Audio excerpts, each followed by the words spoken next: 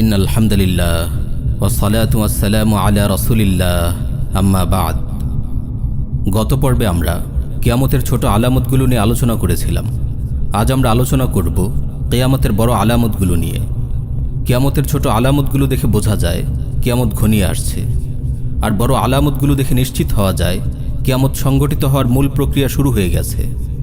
সহিহ মুসলিমে এসেছে, সাইয়্যিদুনা হুযায়ফা বিন আসিদ আল গিফারি রাদিয়াল্লাহু আনহু বলেন, একবার আমরা আলোচনা করছিলাম, রাসূল সাল্লাল্লাহু আলাইহি ওয়াসাল্লাম আমাদের আওয়াজ শুনলেন।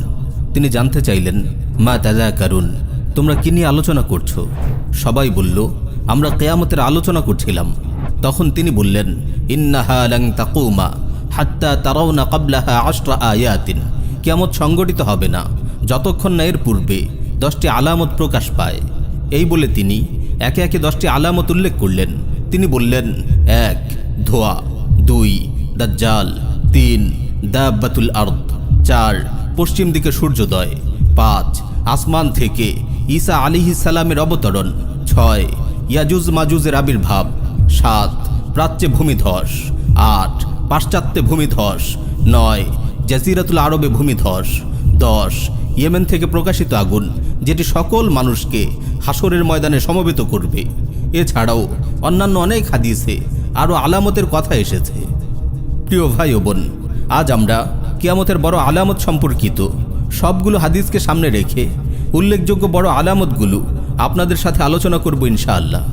তবে আমরা হাদিসে বর্ণিত আল মালহামাতুল উজমা তথা মানব ইতিহাসের সর্ববৃহৎ মহাযুদ্ধ, বিশ্বজুড়ে খেলাফা আলা মিনহাজিন নবুয়া পুনঃপ্রতিষ্ঠা ইত্যাদি থেকে শুরু করে সবগুলো ঘটনার বিস্তারিত বর্ণনা ও ঘটনার ধারাবাহিকতা এই পর্বে উল্লেখ করব না। আমরা বিচ্ছিন্নভাবে বড় আলামতগুলো বলেই শেষ করব। আলাদা আলাদা পর্বে আমরা ধারাবাহিকভাবে শেষ জামানার ঘটনা প্রবাহ বিস্তারিত তুলে ধরব ইনশাআল্লাহ। 1 ইমাম মাহদির আবির্ভাব। কিয়ামতের পূর্বে পৃথিবীতে যখন জুলুম, ফাসাদ, নাফরমানি ব্যাপকভাবে ছড়িয়ে পড়বে, তখন ইমাম মাহদির আবির্ভাব ঘটবে। তার নেতৃত্বে গোটা উম্মতে মুসলিমা একত্রিত হবে।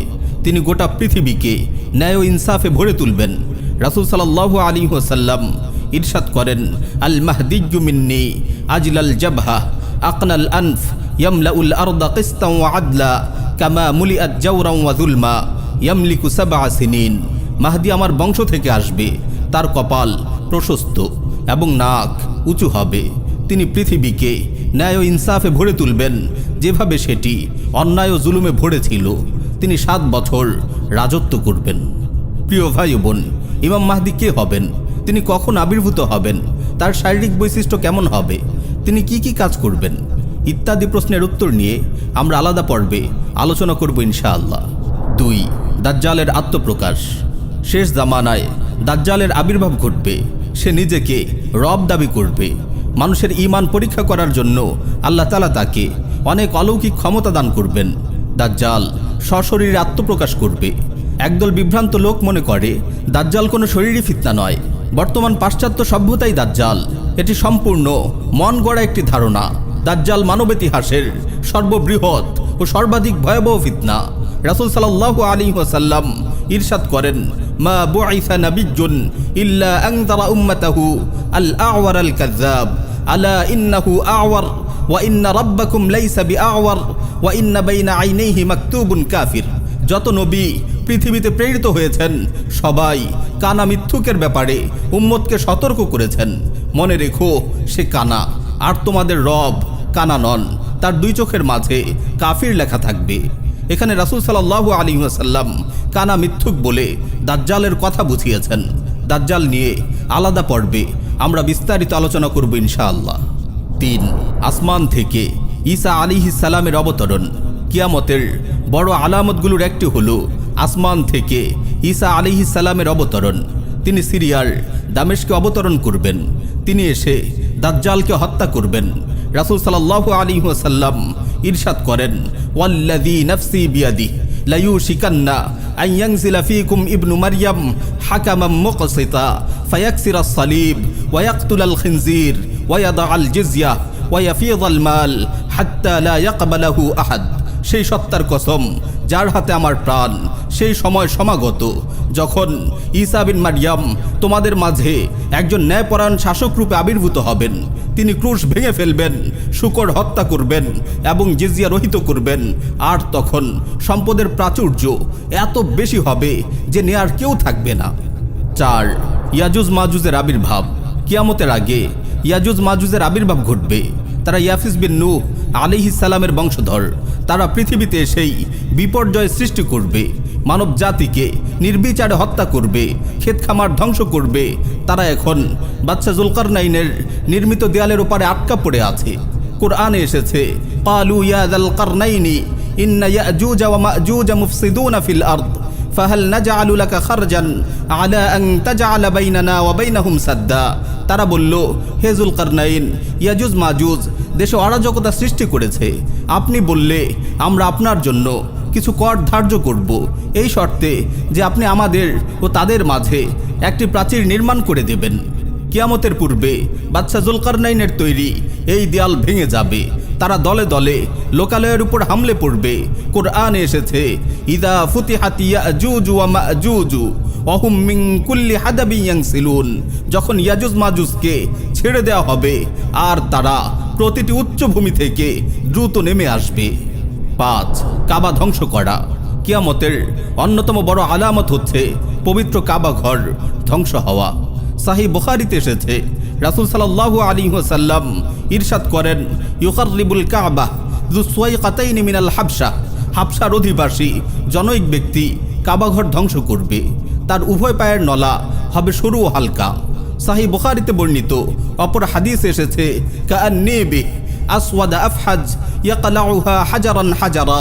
সরু নলার সেই কালো লোকটিকে যেন আমি চোখের সামনে দেখতে পাচ্ছি, যে কাবা ঘরের প্রতিটি পাথর খুলে ফেলবে। ইমাম ইবনে হাজার রাহিমাহুল্লাহ বলেন, কিয়ামত যখন ঘনিয়ে আসবে, আল্লাহর জমিনে আল্লাহ আল্লাহ বলার কেউ থাকবে না, তখন এই ঘটনা ঘটবে। 6. ধোঁয়া প্রকাশ পাওয়া। ধোঁয়া প্রকাশ পাওয়া কিয়ামতের বড় আলামতগুলোর একটি। এই ধোঁয়া পূর্ব থেকে পশ্চিমে ছড়িয়ে পড়বে এবং কিছু সময় পৃথিবীতে থাকবে। কুরআনুল কারীমে আল্লাহ রাব্বুল আলামিন ইরশাদ করেন, ফারতাকিব ইয়াওমা তা'তিস সামাউ বিদুখানিম মুবিন ইয়াগশান নাসা হাযা আযাবুন আলীম। অতএব সেদিনের অপেক্ষা করো যেদিন আকাশ স্পষ্ট ধোঁয়ায় ছেয়ে যাবে, যা মানুষকে ঢেকে ফেলবে। এটি এক যন্ত্রণাদায়ক আযাব। 7. 3 স্থানে ভূমিধস। আলোচনার শুরুতেই আমরা সহিহ মুসলিমে হুযায়ফা বিন আসিদ আল গিফারি রাদিয়াল্লাহু আনহুর বর্ণিত একটি হাদিস পেশ করেছি, যেখানে কিয়ামতের পূর্বে 3টি ভূমিধসের কথা বলা হয়েছে। একটি হবে প্রাচ্যে, আরেকটি হলো পাশ্চাত্যে, তৃতীয়টি হলো আরব উপদ্বীপে। 8. পশ্চিম দিক থেকে সূর্যোদয়। কিয়ামতের পূর্বে পশ্চিম দিক থেকে সূর্যোদয় হবে। এরপর আর কারো তাওবা কবুল করা হবে না। রাসূল সাল্লাল্লাহু আলাইহি ওয়াসাল্লাম ইরশাদ করেন, লা তাকুমুস সাআহ হাত্তা তাতলুআ আশ-শামসু মিন মাগরিবিহা ফাইযা রাআহা আন-নাসু আমানা মান আলাইহা ফাযাকা হিন লা ইয়ানফাউ নাফসান ঈমানুহা লাম তাকুন আমানাত মিন ক্বাবল। ততক্ষণ পর্যন্ত কিয়ামত সংঘটিত হবে না যতক্ষণ না পশ্চিম দিক থেকে সূর্যোদয় ঘটে। এই দৃশ্য দেখে পৃথিবীর সব মানুষ ঈমান নিয়ে আসবে, কিন্তু সেটি এমন সময় হবে যখন ইতিপূর্বে ঈমান আনেনি এমন ব্যক্তির ঈমান কোনো কাজে আসবে না। 9.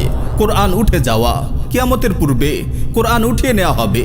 সহিহ হাদিস এসেছে, রাসূল সাল্লাল্লাহু আলাইহি ওয়াসাল্লাম ইরশাদ করেন, লা ইউসরায়ান্না আলাল কুরআনি যাতা লাইলা লা ইউতরাকু আয়াতুন ফি মুসহাফ ওয়ালা ফি কলবি আহাদিন ইল্লা রুফিআত। এমন এক রাত আসবে যখন কোরআনের সবগুলো আয়াত তুলে নেওয়া হবে, কোনো মুসহাফে কিংবা কারো অন্তরে একটি আয়াতও থাকবে না। 10.